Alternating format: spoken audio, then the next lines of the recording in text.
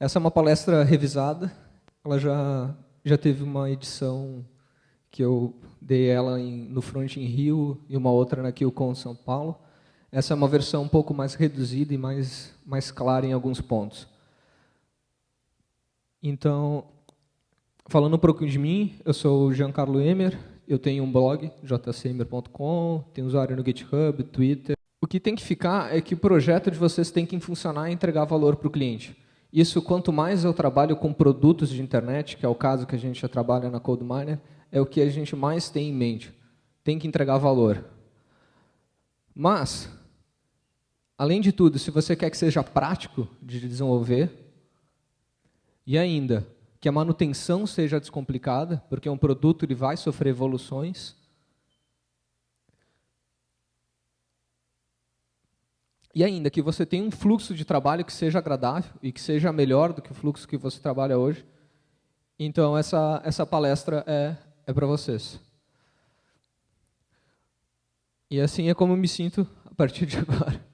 Acho que com essa missão de mostrar para vocês como melhorar o fluxo de trabalho. Legal. Vocês querem saber como vocês começam o trabalho de vocês, então? Como é que vocês vão começar um projeto novo? A ideia é começar a falar de boilerplates. O que são boilerplates? São uma base sólida e reusável que vem coberta de boas práticas. O mais famoso dele é o HTML5 boilerplate, que é do Paul Irish, que trabalha no Google, e, enfim, é um dos projetos mais famosos de front-end na atualidade. E o que ele traz? Ele traz uma boa organização de arquivos, uma estrutura inicial dos HTML, CSS e JavaScript. Então, cada linguagem no seu arquivo, nada de misturar HTML com JavaScript, enfim.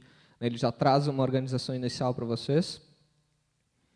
E, além de tudo, ele traz dois arquivos, um chamado robots.txt e outro humans.txt, e esse ponto de exclamação é que vocês tenham em mente que esse arquivo deve ser alterado, né? Vocês devem colocar no robots.txt as informações para os buscadores e no humans.txt as informações do time que criou esse projeto. Favicon e Apple Touch Icons, como queiram chamar, também são muito interessantes para o projeto, né? Um bom projeto geralmente inclui esses caras, mas, novamente, vocês têm que alterar, né? Vocês já devem ter visto uma série de sites com a estrelinha, como o Favicon, porque o cara usou o HTML5 boilerplate e não se deu o trabalho de alterar. Falando um pouco mais de HTML, tem um fator que eu acho bem crítico no HTML5 boilerplate, é que ele define a viewport do site para projeto responsivo. Isso significa que esse é o site do Front in Rio. Vocês podem ver que ele está quebrado, né? Ele está com as imagens desalinhadas aí. Porque ele não era um site responsivo, ele era um site normal, um site desktop. E por causa dessa meta tag, ele acabou sendo forçado a ser responsivo. Então a dica é, quando o seu site não é responsivo, vocês têm que alterar essa viewport e colocar uma viewport de site desktop, ou, né, não ter viewport nenhuma. Então, isso é uma coisa que vem com o HTML5 boilerplate que vocês têm que tomar bastante atenção. Outro detalhe é que ele inclui o Modernizer, que é um projeto também do Paul Irish, mesmo criador do HTML5 boilerplate. E o que esse cara faz? Ele faz várias detecções de features, de Canvas, SVG, vê se funcionam certas propriedades de CSS3. O detalhe é que nem todo projeto precisa saber disso, né? Nem todo projeto vai usar SVG ou Canvas e ainda vai precisar dessa detecção. Então, a dica é que vocês utilizem apenas o HTML5 se vocês estão fazendo um projeto HTML5 que use as novas tags do HTML, e, se precisar, usar um Modernize customizado, né? Que inclui já o HTML5 um detalhe importante é que, se vocês entrarem no próprio site do HTML5 boilerplate, vocês vão ver que ele não usa o Modernize, né? Então, eles aconselham usar uma coisa que eles mesmos não estão usando. Então, é bastante importante se ater a esse tipo de coisa. Agora vem a parte mais importante que eu vejo no HTML5 boilerplate.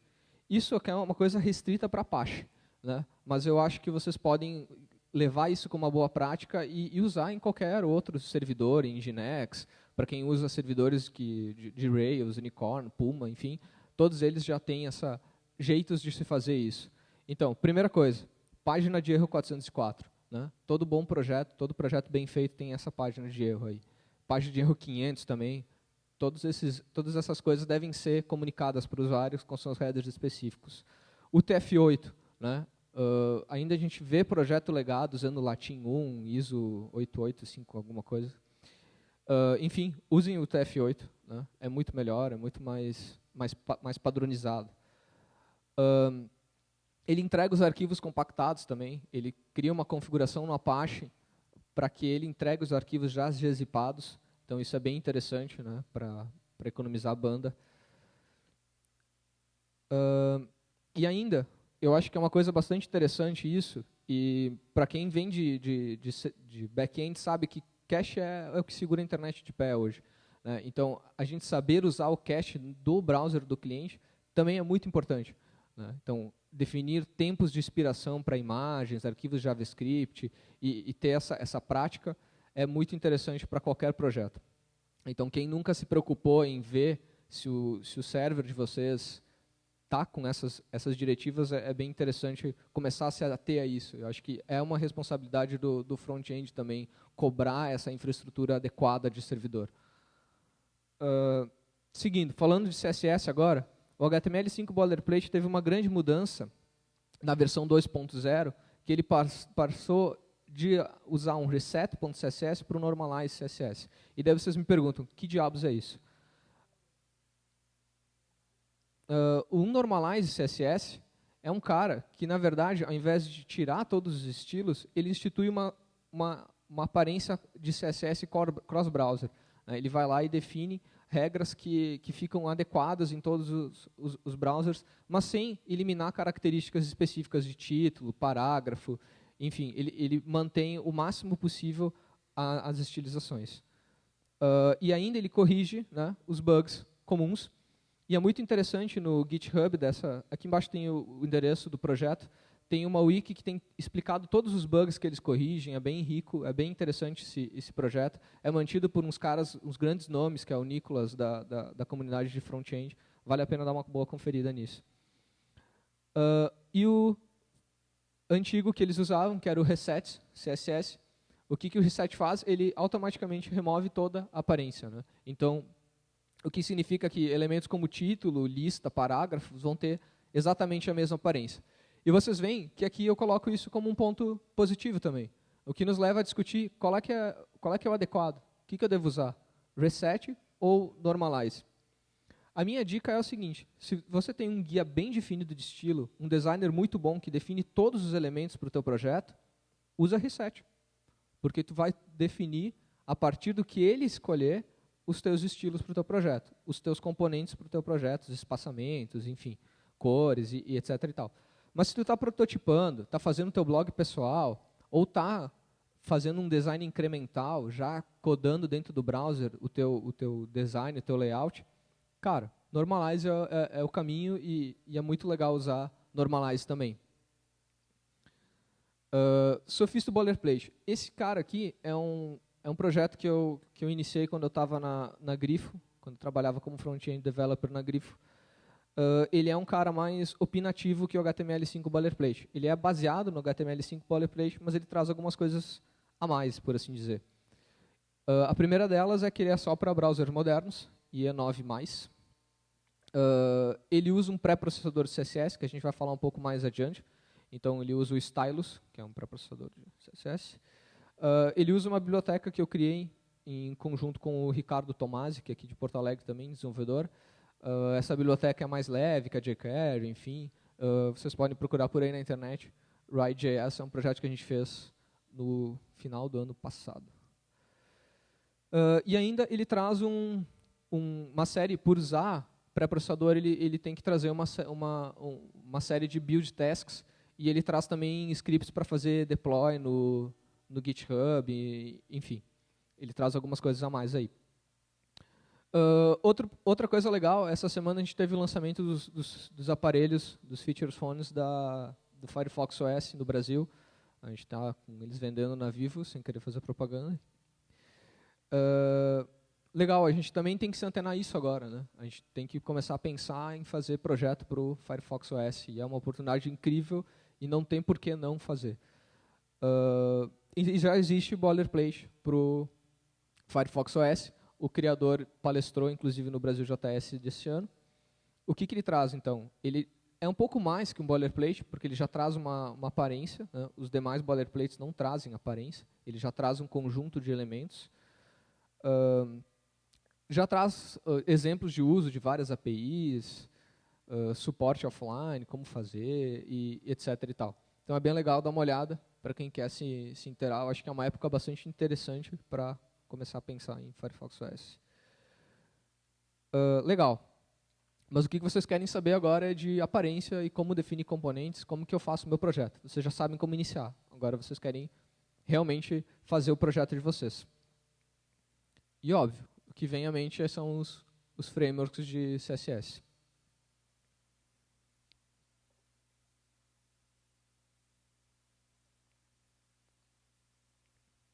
Então, o que é um framework de CSS?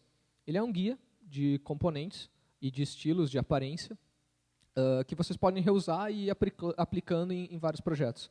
Né? São empresas que geralmente se dão conta que fazem vários projetos com o mesmo jeito de se fazer e acabam separando isso e criando seu framework. Mas cuidado. Isso é uma coisa até que foi falado na trilha de front-end, a gente não tem uma maneira ainda de se testar CSS. Né? Não existe um jeito de dizer que um CSS está certo. Né? Porque tem a ver com aparência, tem a ver com diferentes browsers, tem a ver com o tipo de público-alvo que eu estou tentando alcançar com o meu site. Né? Talvez uma cor X ou uma cor Y. Enfim, dá para visualizar isso, não tem como testar de um jeito prático o CSS em si. Depois de ter criado o primeiro CSS, sim, eu posso ver as diferenças entre um projeto. A evolução de um projeto eu posso testar. Mas o meu primeiro bootstrap do meu site, eu não tenho como saber se está certo ou não. E aí o que acontece? Eu vou lá, escolho um cara que nem o Foundation 3.0, que é um framework criado mais pela comunidade de Ruby on Rails. Aplico ele no meu projeto. E daí eu descubro que ele diz que todas as minhas fontes size para divs e td são 14px. E eu acabei de perder automaticamente toda a herança de fonte que é natural do meu CSS. Eu acabei de perder. Se eu quiser definir uma fonte maior que 14px, eu vou ter que redefinir para sempre, para baixo, de todos os elementos, tudo que eu quiser fazer. Então, eu vou me deparar isso na metade do projeto, eu não vou me deparar com isso no início do projeto. Se eu for usar um cara, esse é um framework relativamente novo, é um framework do Yahoo, chamado Pure CSS. Eu vou usar ele e eu descubro que nos exemplos deles, eles usam sempre esse Remember Me, sempre um checkbox. E aí eu descubro que eles usam isso por um motivo, porque todo o meu formulário tem que terminar com um checkbox, senão fica sem espaço aí. Eu não posso criar formulário sem terminar com checkbox. É regra. Se vocês estão criando formulários com checkbox, vocês estão sem checkbox, no final vocês estão fazendo errado. É o que o Pure CSS acha. E, principalmente, usar um framework CSS ingesta totalmente o HTML à maneira dele. Por isso que é framework, não é biblioteca de CSS.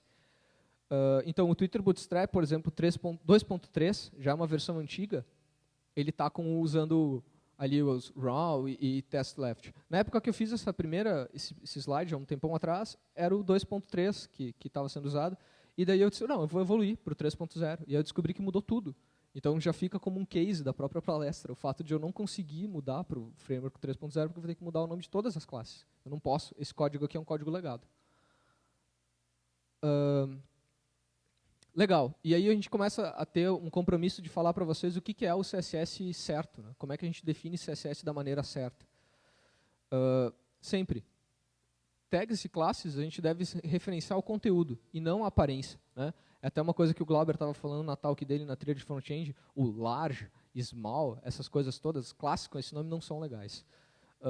Ou, se eu estiver pensando em componentes, eu posso usar a função desse cara como uma referência para nomear isso. Né? Também está valendo. E ainda, eu devo sempre evitar que meus seletores sejam o menores possíveis. Né? Não encadear um monte de seletor, que é o que a gente acaba vendo por aí às vezes. Então, aqui é um resumo das boas classes e das más classes, por assim dizer. Então, diagramação não é aparência, né? Esses raw, esses spans 4 que você vê por aí, não é um bom jeito de nomear as coisas. Estado, eu acho que está ok, então usar o active, highlight, esse tipo de classe faz certo sentido. E sem abreviaturas PF. Né? Eu peguei um projeto essa semana retrasada que é todo assim, container. E primeiro eu fiz um mapa das abreviaturas, assim, porque cara, tem coisas que eu não faço ideia do que seja. Legal. Mas eu tirei o frameworks de, eu tirei os frameworks CSS, eu acabo tirando todo esse reuso que se fazia no HTML. E agora vocês me perguntam, onde é que eu vou reusar? Como é que eu vou criar estruturas de reuso do meu código? Né? Como é que eu vou organizar esse meu código se eu não posso organizar ele no HTML, que é como os frameworks geralmente propõem que se organize? Então a gente começa a falar do CSS on steroids. E se a gente turbinasse, né, o jeito que a gente escreve CSS? Será que faz sentido? Então eu mostro um código para vocês como esse aqui. E aí eu pergunto, o que essas medidas para vocês significam? Né? Eu tenho ali um cara que fala 960, outro cara fala 940, 480. Automaticamente eu viro um matemático, eu não sou mais um cara que faz CSS, eu sou um matemático. Essa é a largura do site. Essa é a largura do site menos um respiro. E essa aí, óbvio, é a meia largura do site. E se eu disser para vocês que vocês podem escrever assim, definir essas medidas em variáveis, e daí, o que acontece? Eu acabo usando essas medidas e o cálculo, eu não preciso mais ficar pensando, o cálculo já é óbvio. Eu uso as variáveis para refletir essa minha intenção de que eu quero usar meia largura, usar um respiro e tudo mais. E qualquer mudança vai refletir em todo o projeto. Esquece de usar grep no projeto, de substituir todos os 940px sem saber o que aquilo realmente é, porque vai saber se todo 940px tem relação com a mesma coisa. Não sei, talvez não tenha. Né? Como o Jadson estava falando, num projeto como Terra, lá, que tem 600 megas de arquivo, como é que tu vai fazer um grep e alterar a largura de todo o site? Não sei.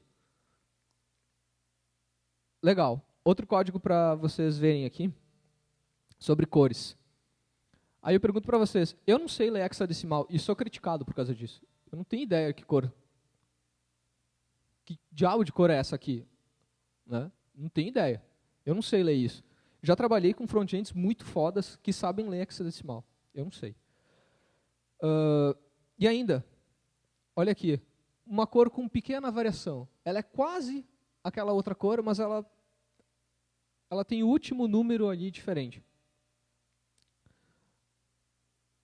E se eu definisse minhas cores variáveis também? Se eu pudesse perguntar para o meu designer qual que é a cor principal do site, ele tem que saber responder isso. É papel também, de novo, do front-end, perguntar para o designer qual que é a main color do site. Ele tem que saber responder. Então, assim é muito mais organizado e muito mais fácil de entender. Né? Não sei se parece tão claro para vocês quanto parece para mim, e essa é a minha intenção, mostrando todos esses exemplos, é mostrar o quão claro isso é e quanto isso pode ser mais útil para vocês no dia a dia. Outro exemplo aqui, várias cores, né? Mais cores, muita cor. Não tem ideia, mas essa cor aqui é quase a cor de cima, só que é um pouco mais escura. Não sei se vocês perceberam, vocês deviam saber ler hexadecimal e ter entendido isso. Né? E ainda, essa outra cor aqui que eu escrevi em RGB para poder usar alpha, ela é a mesma cor do body. É a mesma cor, mesmíssima cor com transparência. Vocês também deveriam saber ler RGBA. E se eu usasse funções para isso, então? Se eu pegasse, definisse uma cor, pudesse dizer que uma cor é mais escura do que ela, uma certa gama, nesse caso 10, e pudesse dizer que eu tenho uma cor transparente de 8 em cima, não é muito mais fácil de ler isso aqui? Não é muito mais interessante trabalhar com um código desse? Então, eu posso ter funções que, né, automaticamente transformam uma cor hexadecimal em RGB, enfim. Vocês entenderam a ideia. Cara, esse é o código muito legal. Esse site é muito bom. colorzilla.com, Gradient Editor. Vocês vão lá, definem o gradiente de vocês, ele gera uma meleca de código, que vocês não fazem ideia do que é, e quando vocês tiverem que dar manutenção, óbvio, vocês voltam para aquele site, geram outro gradiente e dão um grep no projeto de vocês. Manutenção é bem fácil, né? E se eu falar que vocês podem usar mixins para definir os vendors prefixos? Eu não quero discutir o que tem por trás dos vendors prefixos, né? Porque é uma questão muito de especificação, né? Na verdade, a gente não deveria usar o que está com prefixos de vendor, mas o mercado nos obriga que a gente use, né? Ou senão a gente vai ter que ficar esperando atualizar browser e etc. e tal. Então, ok, a gente tem que usar vendor prefixer e é uma boa prática aplicar não só o prefixo de browser, mas também aplicar a regra sem o prefixo, né? Sempre um prefixo e as regras, né? Legal. Então agora eu tenho um mixin chamado linear gradient e eu chamo lá blue color, light blue color. Pronto, é bem mais fácil de entender que isso aí é um gradiente e vai virar aquela meleca toda lá depois, quando precisar. Outra coisa, eu posso definir os meus próprios mixins, então. Então eu defino aqui o meu user select e digo, inclui aquele mixin lá, e, enfim, ele vai expandir para essas regras aí quando ele for virar o nosso CSS todo. Outro exemplo aqui é de organização de código, né? Como é que eu modularizo o código no CSS? Como é que eu organizo o código? Geralmente, o que eu faço? Eu tento definir eles meio perto, assim. E daí vai alguém lá e coloca uma regra no meio, assim. Né? Sempre acontece isso. O cara bota uma regra que não tem nada a ver no meio das minhas regras que eram para virar o meu componente, por assim dizer. Ou faz essa coisa ridícula, que é ficar identando o código. O slider, daí tem o slider P, o slider A over, e daí cria o famoso seletor vazio, cara. Por quê? Porque precisa para a tua organização. Não precisa. Né? Que tal se tu usasse nested rules? Né? Não é mais legal escrever código desse jeito para fazer aquilo? É mais fácil de ler, é mais fácil de modularizar, sabe? Não tem problema nenhum simplificar para uma coisa assim. E aí vem o primeiro aviso, cuidado, né? As pessoas acabam nessa onda de nested reescrevendo todo o HTML no CSS, né? Copia e cola praticamente, plá, plá, plá, plá, plá. E escreve Frankensteins desse jeito assim. O que acontece é que esse último cara, esse link com hover aí, vai virar o HTML body section p over. E se vocês entrarem nesse CSS Explain, vocês vão ver que esse seletor não é um seletor bom, porque ele tem muitos níveis, né? E tem muitas tags, enfim, não é um bom seletor. Então, sempre que vocês estiverem usando o pré-processador, né, já meio que denunciei o que a gente vai ver daqui a pouco, quando vocês estiverem escrevendo código com nested rules, sempre tentem ver onde é que vocês estão chegando, tentem visualizar que o resultado disso é esse aqui. Né? E que vocês não devem fazer isso, obviamente. Então, cuidado com as regras. E agora uma imagem para vocês respirar e eu tomar uma água.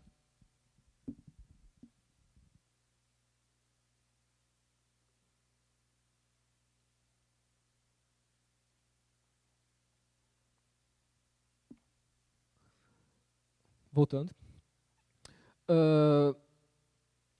Outra coisa é que eu começo a criar bastante repetição quando eu estou escrevendo código, né? Eu tenho um address que é praticamente igual ao meu profile e eu vou repetindo o código. Repetindo. E esse é um código repetido.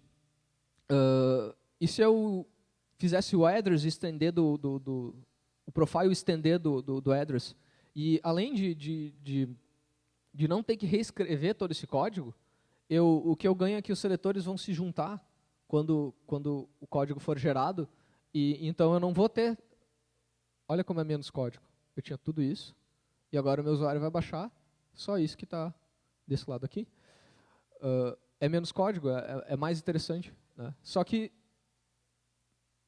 não faz muito sentido eu estar com um profile estendendo um address. Né? É meio não semântico, né? Não é tão legal assim. Então, se usasse placeholders, né? O que são placeholders? Eles são classes abstratas. Alguém sabe? Todo mundo sabe o que é classe abstrata? É uma classe que eu não instancio. Eu só uso para ser herdada por outra. Isso aqui é um placeholder. Ele é um seletor abstrato, assim. Ele é um cara abstrato. Ele só vai fazer sentido quando eu começar a usar ele estendendo nos outros caras. E ele vai gerar o mesmíssimo resultado do outro cara lá. Né? Então, esse é um bloco, apenas uma abstração. Legal. Agora eu pergunto para vocês. E acho que agora a gente vai chegando cada vez mais na parte legal de mostrar o poder disso tudo, dessa proposta nova. O que significa esse código aqui? Eu não tenho ideia do que isso aqui representa. E fui eu que escrevi. Eu não faço ideia do que esse código faz. Se eu bater o olho nisso aqui, depois de ter escrito o projeto numa sexta-feira, chegar na segunda-feira para trabalhar, eu não tenho ideia do que isso aqui faz. E se eu usasse helpers para indicar para mim o que esse código faz? Né? Se eu pudesse dizer num placeholder que aquilo é uma arrow top, e quando eu tivesse um profile, eu digo extend my arrow top, então eu sei que aquela meleca toda de código é só para escrever aquela arrow por border, né, que é uma técnica que a gente usa aí de CSS para colocar aquelas setinhas nos containers. Muito mais óbvio, né? Muito mais óbvio eu ter um cara chamado arrow top aí. E ainda, eu tenho uma cor aqui que está definida. Né, a minha cor dessa seta ela está estática, né, eu não posso mudar ela. Então, para isso, eu uso um mixin chamado arrow top color. Então, faz todo sentido. Eu tenho um profile que tem uma seta, e essa seta é azul. Né? Então, eu defino mixins e placeholders, que eu vou chamar de helpers, na verdade, né? O conjunto desses dois caras e acabar organizando meu código assim. Tudo que recebe um argumento vira um mixin, então. Né? Tudo que precisa de argumento não é um placeholder, é um mixin. Legal. Frontimpo, vocês já devem ter ouvido falar na abertura do evento. Dia 30 de novembro, eu estou organizando junto com o Jadson, o Felipe e o Renato, o Frontimpo. Eu fiz esse site meio de forma rush assim, essa semana aqui. E eu quero mostrar umas coisas legais para vocês que tem nele, além de fazer esse jabá básico do evento. Eu tenho várias setas, eu tenho várias sombras, não sei se vocês conseguem ver. Tem uma sombra lá em cima, que é uma sombra vertical, e uma sombra aqui embaixo dos títulos, que essa não deu para ver mesmo. E mais para baixo eu tenho elas também numa outra variação. Sombra lá em cima no mapa, aqui embaixo e nos organizadores. Como é um site que é para provar o poder do front-end, esses caras foram feitos com gradiente. Né? Essas sombras, essas linhas meio sombreadas, são gradientes radiais. Cara, muito fácil. Eu defino uma série de mixins. Né? Esse cara tem um gist aí, é o line helpers, está num gist todo ele, toda essa coleção. Define todas as linhas, bottom line, left line, inverse bottom line, enfim, todas as variações que eu uso no site. E no meu código, efetivamente, eu só digo que o meu section title tem um inverse bottom line de 80%. Né? Que o meu collaborator item last child tem uma left line de 90%. Então, eu acabo abstraindo o meu código CSS e deixando ele cada vez mais fácil de ler e dar manutenção. Esse é o objetivo. Por que vocês fazem CSS assim?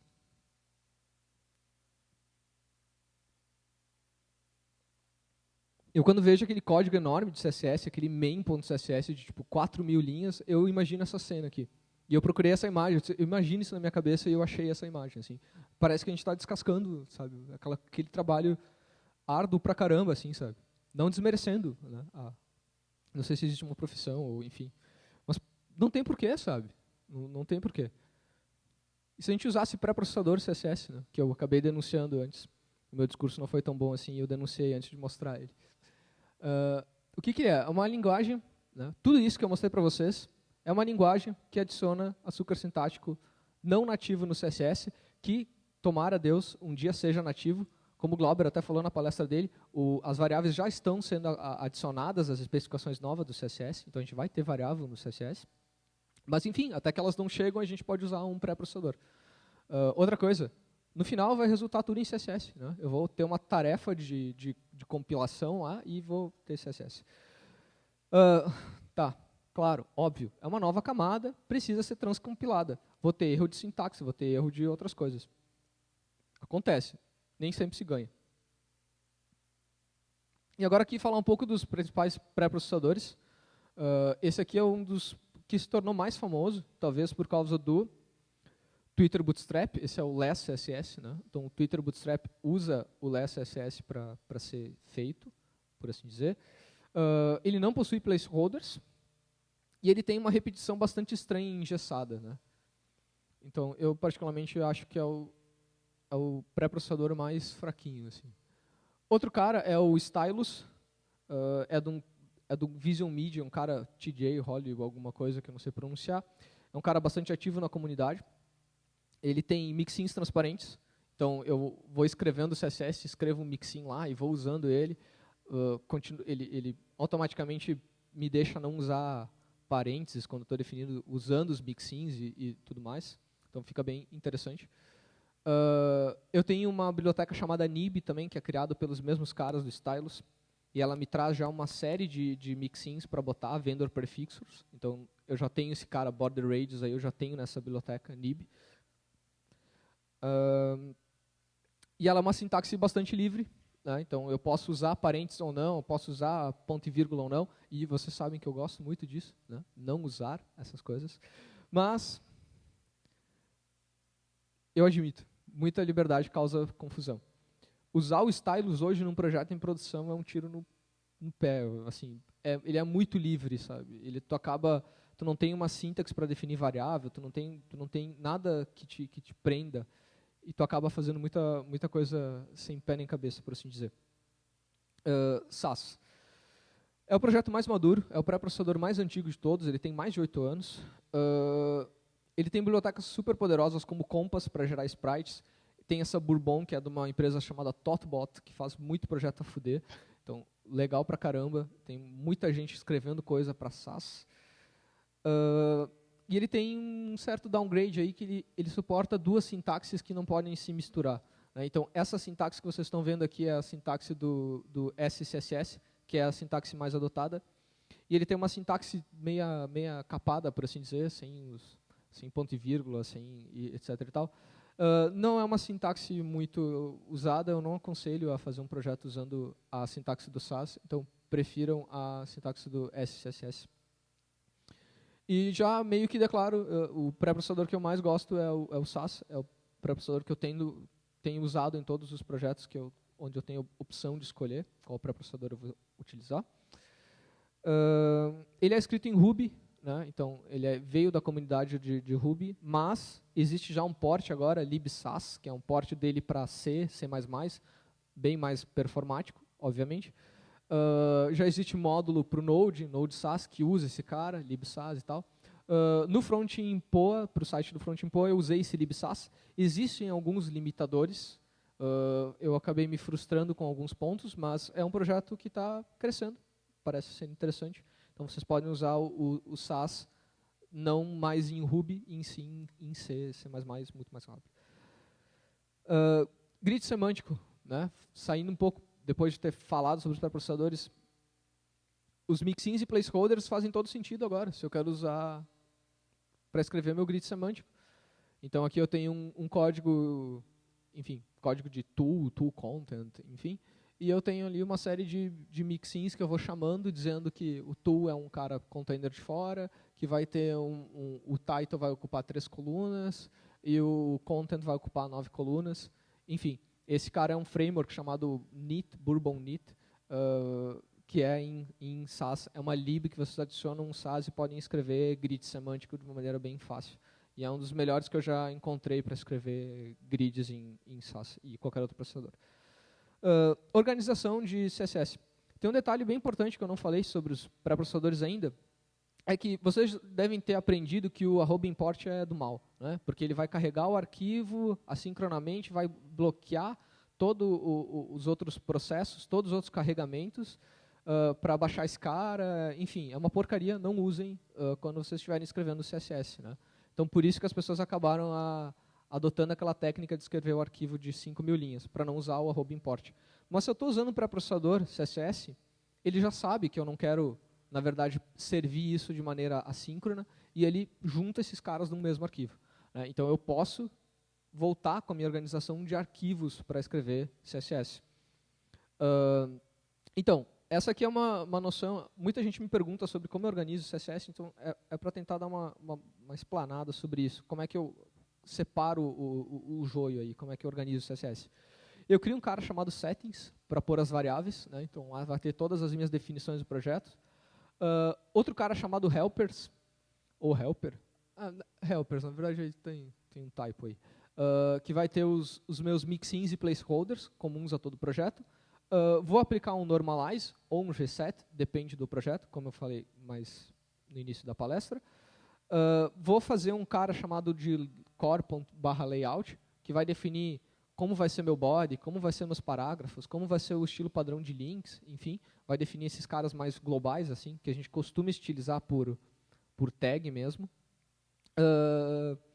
E vou criar uma estrutura de shared, de compartilhado, para colocar os elementos comuns, assim, né? Meu header, meu footer, alguma sidebar que, se for muito específica e usada em todo o meu projeto, eu coloco nesse shared. Continuando, vou ter toda uma outra estrutura de módulos, então vou escrever código modularizado de CSS. Né? Então, cada cara vai ter o seu escopo e seu arquivo próprio. Né? Então, ali, modularização, muito importante. E vou ter um cara específico para as páginas. E aqui com uma boa aspas. Cuidado com esse cara aqui. Esse cara é o quê? São páginas muito específicas, tipo a capa do meu site. Que eu criei alguns módulos, mas preciso que eles funcionem diferente na capa. Enfim, aquele topo enorme lá que eu não consegui modularizar direito. Esse cara aí eu acabo criando regras, botando nesses arquivos de páginas específicas e uso uma classe no meu body para conter esse tipo de regra. Legal. E a disposição do meu layout? Como é que eu faço? A gente já falou sobre como começar o projeto, como cuidar da aparência. Agora eu quero saber como cuidar dos elementos do meu layout. Eu acabo falando um pouco de CSS layout. O modelo que a gente está acostumado a escrever CSS é o box model.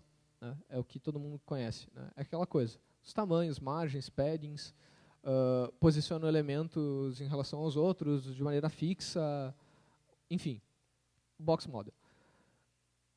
Mas o box model ele é muito fixo em questão de direção e ordem. Né? Ele ou alinha os meus elementos de forma vertical ou horizontal. Né? E eu não posso quebrar essa regra. O que significa que eu não posso fazer um layout... tá péssimo isso, em contraste. Esse aqui é um layout que eu faria no mobile, né? Que eu rearranjo totalmente os meus elementos da página e coloco eles todos um embaixo do outro, não respeitando uma regra específica. E eu não consigo fazer isso com o box model. Né? Eu não tenho tanta liberdade assim para mexer na ordem dos meus containers no CSS. E daí, se a gente tivesse um novo modelo, né? E chamasse esse cara de Flexbox Model, o que esse cara faz? O nome dele nasce desse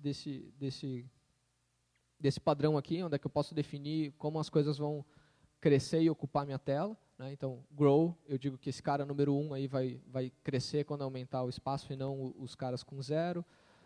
Shrink, quando eu diminuir, quem que vai ser afetado quando eu diminuir o meu container de fora. Então, nesse caso, isso que acontece. Formas mais fáceis de alinhar elementos. Né? Então, colocar os elementos alinhados ao topo, ao fundo, centralizados verticalmente, enfim. Ou stretch, ocupando toda a largura. Isso aqui é um negócio que a gente tenta fazer desde que a web existe, né? Colunas de altura igual. Justificar, né? Como justificar conteúdo verticalmente, horizontalmente sei eu.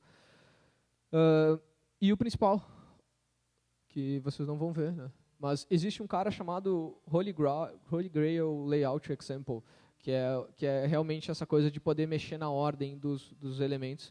E isso eu consigo fazer com o Flexbox. Eu consigo reorganizar e definir o flow e a ordem dos containers. Essa palestra eu divulgo depois, vocês podem olhar no Speaker Deck lá direitinho, vocês vão entender melhor esse exemplo. Legal. Então essa é a solução dos meus problemas, né? Flexbox Model é a solução. Ele é ideal para a gente declarar os nossos componentes agora. Só que ele é uma especificação candidata ainda da W3C. Ele já teve uma especificação que foi jogada por terra, e agora ele está na segunda especificação, que já não é mais um rascunho, é uma especificação candidata ainda. Mas, o que isso significa? Que a compatibilidade dele é muito baixa, né? Então, Chrome 29+, e E11. Existe outro cara, chamado Grid Model, né? Na verdade, ele é chamado mais só de Grid. Ele é legal para a gente definir as disposições dos componentes na página, né? Definir o meu layout mesmo. Então, ele não é... ele é complementar ao Flexbox Model. E eu não vou falar muito dele, porque ele ainda é rascunho, e ele é uma coisa que nasceu na Microsoft, não por isso, de fato, mas ele só tem compatibilidade no IE10+. Né? Mais um momento de reflexão. Na verdade, de agora em diante eu vou concluir todos os assuntos, e se vocês não entenderam nada até aqui, vocês só prestem bastante atenção agora, que vai tudo fazer sentido. Então era uma imagem para vocês darem uma respirada mesmo. Boilerplates. Boas práticas sempre são bem-vindas, né? Ainda mais quando todo mundo entende essas boas práticas e assume isso como um padrão. Né? Muito interessante, então, usar boilerplates por causa disso. Nunca te esquece no teu projeto de usar ou reset ou normalize. A não ser se tu seja um hipster que queira se aventurar. No meu blog eu não estou usando nenhum deles, mas ok, né? Fazer o quê? A gente dá conselho e faz a coisa errada. Framework de CSS. Usa apenas os mixins e as funções que os frameworks provêm para os pré-processadores. Então, o Foundation, como eu falei, ele é escrito em Sass. O Twitter Bootstrap ele é escrito em Less, CSS, que é outro pré-processador. Mas ele tem um port para Sass também. Já existe o Twitter Bootstrap Sass, que eles tentam deixar na mesma página do Less, do projeto que é mantido pelos caras lá do Twitter. Caras do Twitter, um deles, eu posso usar esses frameworks, pegar os mixins, os helpers e me basear neles, é bem interessante. Essa era a conclusão. E eu posso usar os JavaScript à vontade. Né? Eu gosto bastante do jeito que JavaScript é escrito no Twitter Bootstrap. Eu acho que é bem interessante a proposta de modularização, colocar data attributes para atribuir comportamento, etc. e tal. Então vale a pena se basear nisso nos frameworks. Falando de pré-processadores, cara, deixa de bobagem e turbina o teu workflow. Né? Coloca um pré-processador no teu projeto. E sobre Less, Sass, Stylus, prefere o que a tua equipe se sente mais à vontade escrevendo. Né? Sempre pega o pré-processador que mais fica adequado à tua equipe. Sobre CSS Layout, a conclusão é que o Box Model ainda é o caminho, né? Então aprenda ele ao máximo. Tem um link muito bom, Learn CSS Layout, é learnlayout.com. Ele ensina por passo a passo como funciona o Box Model, muito legal mesmo. Vale a pena, então para quem quiser, quem ainda tem alguma dúvida de como o Box Model funciona, pega esse cara aí e dá uma olhada, é legal. E o Flexbox e Grid vocês podem usar em ambientes controlados, né? Cuidando que vai ter baixa compatibilidade de especificação, etc. e tal. Por que eu quero falar isso de ambiente controlado? A Apple Store, que funciona no Mac, hoje ela é escrita em HTML e ela usa Flexbox. Então, aplicações encapsuladas, vocês podem usar, sabendo onde é que vai funcionar, vocês podem tranquilamente usar Flexbox. Né? Então, esse é um detalhe que a gente tem que começar a se antenar. Né? Muita coisa do HTML e do CSS está indo para... Está sendo encapsulada. Né? O Firefox OS não deixa de ser uma certa encapsulação de código. Enfim, não tanto nessa regra da Apple Store, mas vale a gente olhar como é que está o nosso ambiente. Se a gente for fazer uma coisa muito específica, a gente pode usar esses caras aí. E era isso. Obrigado.